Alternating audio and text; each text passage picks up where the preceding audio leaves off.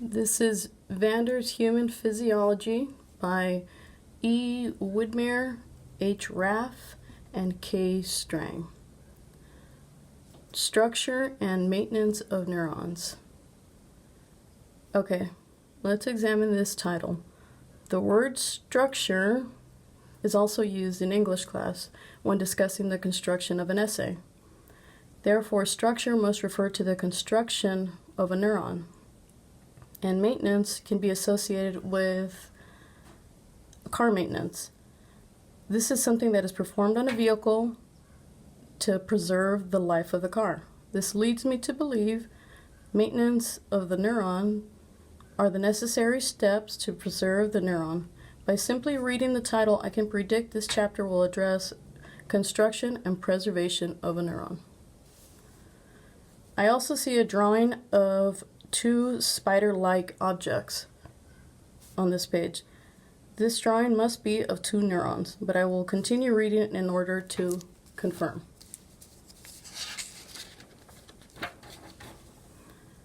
Neurons occur in a wide variety of sizes and shapes, but all share features that allow cell-to-cell communication. So these spider-like things in the drawing are in fact neurons. Turns out these neurons communicate and can be different in both size and shape. That's pretty interesting. Long extensions or processes connect neurons to each other, perform the neuron's input and output functions. Okay, so the word processes is printed in bold text. This tells me it's an important word. I'm also going to assume it is included in the glossary. But I don't need to check the glossary because I can see here the processes are described as the neuron's long extensions.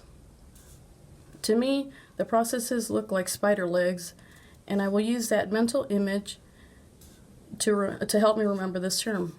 Apparently, these processes are also in charge of input and output. Of what, I wonder? What are they inputting and what are they outputting? I suppose I will need to continue reading. As shown in figure 6.1, most neurons contain a cell body and two types of processes, dendrites and axons. I don't recognize these words. Dendrites and axons are both strange words to me, so I must try to figure them out. Unfortunately, they do not contain discipline-specific prefixes, so that doesn't help. They both end in S, so that tells me they might be plural. I will check a dictionary if these terms are not clarified in the next paragraph. As in other types of cells, a neuron's cell body, or soma, contains the nucleus and ribosomes, and thus the genetic information and machinery necessary for protein synthesis. Let me stop here. This is a pretty dense sentence, and I must break it down to make sense of it. To begin, both cell body and soma are printed in bold text. I think it is safe to assume these are interchangeable. Cell body sounds more like everyday language, and soma sounds more discipline-specific. Nucleus and ribosomes were both identified in the previous chapter.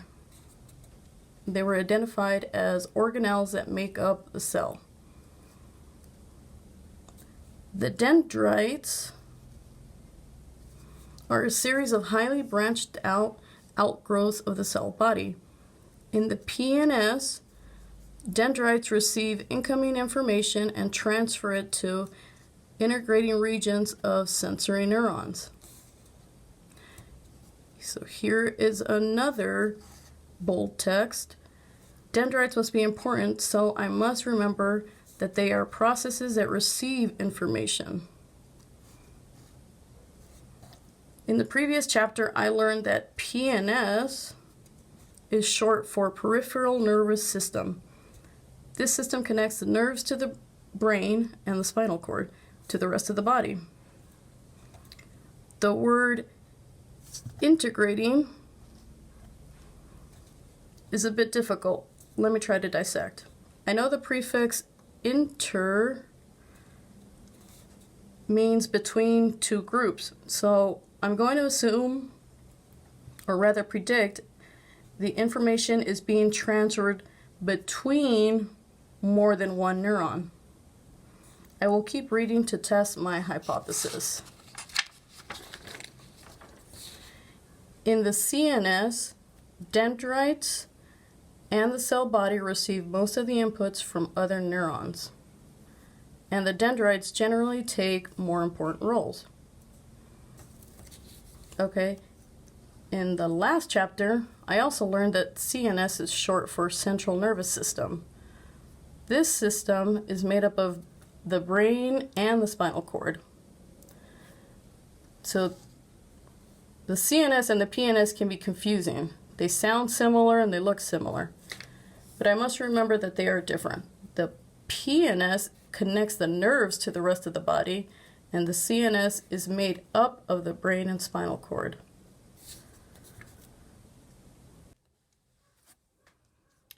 Branching dendrites increase a cell's surface area. Some neurons may have as many as 400,000 dendrites. Wow, 400,000 dendrites? That's amazing. This number helps me form a picture in my head of what that must look like. I'm picturing a huge tree and thousands of branches. That's a huge number of dendrites. Knob-like outgrowths called dendritic spines increase the surface area of dendrites still further, and there are often ribosomes present.